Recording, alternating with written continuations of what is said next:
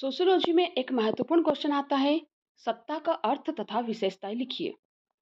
या फिर क्वेश्चन आ सकता है कि मैक्स वेबर के सत्ता के सिद्धांत को समझाइए। तो हम लिखेंगे उत्तर में, सत्ता का अर्थ जानने से पूर्व शक्ति को समझ लेना आवश्यक है, क्योंकि इन दोनों में घनिष्ठ संबंध है। वेबर के अनुसार शक्ति उन लोगों में निहित होती है जो दूसरों के व्यवहार को उनकी इच्छा के विरुद्ध प्रभावित कर सकते हैं। इसी प्रकार शक्ति का तात्पर्य है एक व्यक्ति द्वारा अपनी इच्छा को दूसरे पर थोपना और जैसा वह चाहता है वैसा ही दूसरों से व्यवहार करवा लेना। जब इस शक्ति को वैधानिक स्वीकृति मिल जाती है तो उसे सत्ता कहते हैं। अब हम इसकी परिभाषा देखेंगे। बीर स्ट्रीट के अनुसार सत्ता शक्ति से भिन्न होती है। सत्ता का संबंध पद या परिस्थिति से होता है, जबकि शक्ति का व्यक्ति से। फिर हम देखेंगे सत्ता की विशेषताएं। पहला पॉइंट है शक्ति का एक रूप। सत्ता शक्ति का ही एक रूप है। शक्ति को जब सामाजिक, वैधानिक और सांस्कृतिक मान्यता मिलती है तो वह सत्ता के रूप में प्रकट होती है। दूसरा है संस्थागत। सत्ता हमेशा संस्थागत होती है। सत्ता के सभी नियम, सभी प्रकार, नियम, कार्यप्रणाली, रीति रिवाज, प्रथाएं, परंपराएं, मान्यताएं आदि से मुक्त होते हैं। इसलिए सत्ता कभी भी वैयक्तिक नहीं होती है। परिस्थिति से संबंध। सत्ता का संबंध कभी भी विशिष्ट व्यक्ति से नहीं होता है, वह तो परिस्थिति से संबंधित होती है। जो व्यक्ति उस परिस्थिति पर आरूढ़ होता है वह सत्ता का प्रयोग करता है।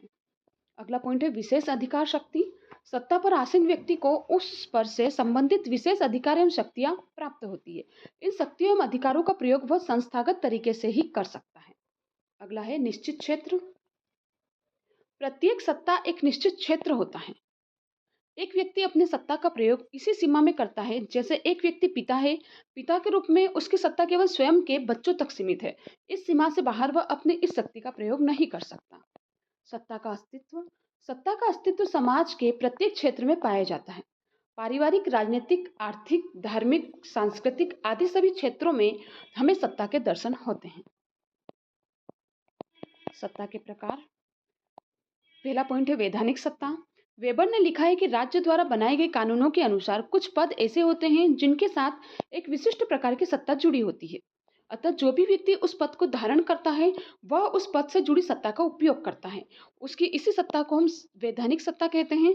वेबर के अनुसार नौकरशाही व्यवस्था वैधानिक सत्ता का सबसे प्रमुख उदाहरण है। जैसे जिलाधीश जो कि जिले का प्रमुख होता है, यदि कोई व्यक्ति इस पद पर पदस्थ होता है तो वह इस पद से संबंधित समस्त शक्तियों व अधिकारों का प्रयोग करता है एवं उसके अधीनस्थ अधिकारियों एवं कर्मचारियों को उसके आदेशों का पालन अनिवार्यतः करना पड़ता है। वैधानिक सत्ता का स्रोत व्यक्ति की निजी प्रतिष्ठा में निहित नहीं होता, बल्कि उन नियमों में निहित होता है जिसके तहत वह एक विशिष्ट पद पर आसीन होता है। स्पष्ट है कि वैधानिक सत्ता का स्रोत स्वयं राज्य के कानून होते हैं। वैधानिक सत्ता का अधिकार क्षेत्र सीमित व निश्चित होता है। इसके अधिकार क्षेत्र से बाहर वह अपनी सत्ता का प्रयोग नहीं कर सकता। जैसे किसी विश्वविद्यालय की व्यवस्था को सुचारू रूप से संचालित करने के लिए कुलपति, कुल सचिव, डीन एवं विभागाध्यक्ष सभी को एक दूसरे से अलग अलग अधिकारीय सत्ता प्रदान की गई है।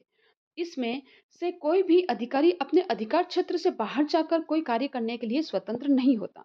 इसके साथ ही कोई व्यक्ति यदि किसी अधिकारी के पद पर कार्यरत है तो कार्यालय में उसने जो अधिकार है वह अधिकार घर पर नहीं है और घर पर वह पति या पिता की सत्ता का उपयोग करेगा, न कि अधिकारी की। अगला पॉइंट है हमारा सेकंड नंबर पे, परंपरागत सत्ता। इस प्रकार की सत्ता व्यक्ति को वैधानिक नियमों के अनुसार नहीं वरन परंपरा द्वारा स्वीकृत पर पद पर आसीन होने के कारण प्राप्त होती है। प्रत्येक समाज में परंपरागत आधार पर अनेक पद लंबे समय तक चले आ रहे होते हैं।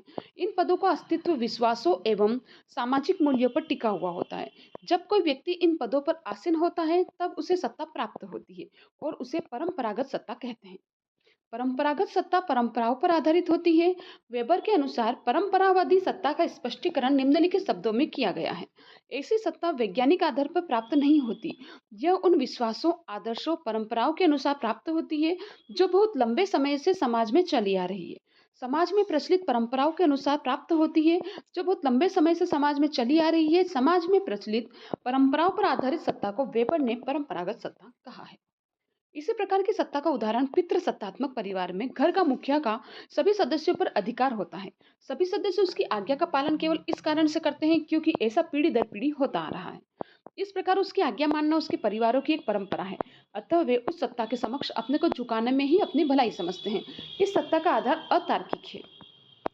करिश्माई अथवा चमत्कारी सत्ता। इस प्रकार की सत्ता का आधार न तो वैधानिक होता है, न ही परंपरागत। इस प्रकार की सत्ता का आधार होता है करिश्मा या चमत्कार। करिश्मा का अर्थ है सामान्य से भिन्न कुछ विशिष्ट अथवा असाधारण गुणों का होना। इन्हीं गुणों के कारण व्यक्ति कोई चमत्कार अथवा करिश्मा दिखाता है। जिस व्यक्ति में इस प्रकार के गुण होते हैं वह इस प्रकार की सत्ता का अधिकारी होता है। मैक्स वेबर द्वारा प्रयुक्त किया गया शब्द किसी चमत्कारी शक्ति का प्रतीक है। यह चमत्कारिक शक्ति व्यक्तियों के लिए वास्तविक भी हो सकती है और अनुमानित भी। वेबर का चमत्कारिक शक्ति सत्ता से आशय व्यक्ति के ऊपर किसी शासन या सत्ता से है जिसके समक्ष शासित वर्ग के लोग इस कारण झुक जाते हैं क्योंकि उनका उस शासन व सत्ता के प्रति विशेष व्यक्ति की चमत्कारिक शक्ति में होता है। चमत्कारिक सत्ताधारी शक्ति पीर, पैगंबर, धार्मिक नेता, अवतार, सैनिक, योद्धा आदि होते हैं। इन व्यक्तियों में कुछ ऐसे गुण पाए जाते हैं जिनको सामान्यतः व्यक्तियों में नहीं पाया जाता है। समाज के सदस्यों का यह विश्वास होता है कि इन व्यक्तियों में कोई अद्भुत देवी शक्ति का निवास है। वेबर ने चमत्कारिक शक्ति का आधार जादू, टोना, चमत्कार और नेता शक्ति में विश्वास बताया है। चमत्कारिक सत्ताधारी व्यक्ति या तो कोई चमत्कार को दिखलाकर या फिर युद्ध में विजय प्राप्त करके अथवा किसी अन्य सफलता को प्राप्त कर दूसरे व्यक्तियों के अंदर यह विश्वास जमा देता है कि वह वास्तव में किसी न किसी प्रकार की शक्ति रखता है। यह सत्ता अस्थायी प्रकृति की होती है। इसका प्रभाव व्यक्ति पर तभी तक रहता है जब तक कि सत्ताधारी व्यक्ति अपने चमत्कारों का प्रदर्शन करता रहता है। चमत्कारी सत्ता का आधार तर्कहीन सिद्धांत तथा चमत्कार होते हैं। इसकी व्याख्या तार्किक आधार पर नहीं की जा सकती।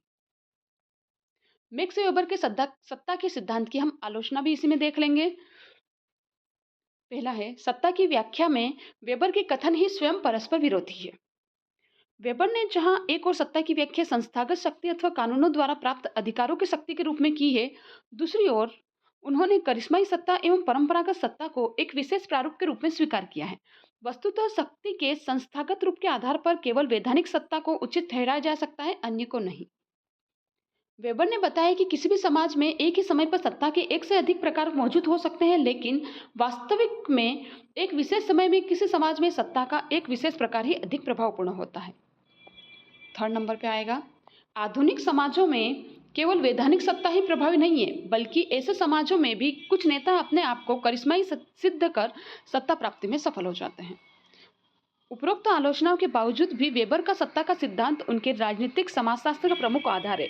वास्तव में वेबर सत्ता की अवधारणा एवं विभिन्न प्रकारों द्वारा यह स्पष्ट करना चाहते हैं कि वैधानिक शक्ति के रूप में होने वाला परिवर्तन सामाजिक व्यवस्था में भी परिवर्तन उत्पन्न करता है। वेबर ने सत्ता की विवेचना वैज्ञानिक आधार पर करके मानव व्यवहारों की प्रकृति को भी समझाया है कि किस प्रकार कोई अधिकारी नहीं मिलने के बावजूद भी लोग एक सत्ताधारी व्यक्ति की श्रेष्ठता को स्वीकार कर लेते हैं।